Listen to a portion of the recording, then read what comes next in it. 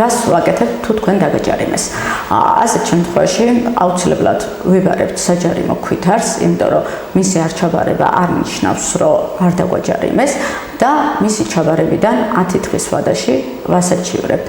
ჯერ ზემდგომში, შემდგომ ზემდგომის მიერ მიღებული დადგენილება უარის თაობაზე, როდესაც ჩაგბარდებათ, 10 დღის ვადაში საჩივრდება პირველი ინსტანციის სასამართლოში და პირველი ინსტანციის სასამართლოს მიერ მიღებული გადაწყვეტილება საჩივრდება სააპელაციო სასამართლოში.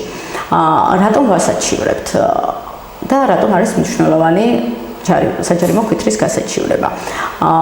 პირველი იქიდან გამომდინარე, რომ თუ ჩვენს მიერ არ მოხდება საჯარიმო ქვითრის გასაჩივრება, ასეთ შემთხვევაში მისი გადახდის ვალდებულება გვაქვს 30 დღის ვადაში. არ გადახდის შემთხვევაში 30 დღის მერე დაიწყება იძულებითი აღსრულება.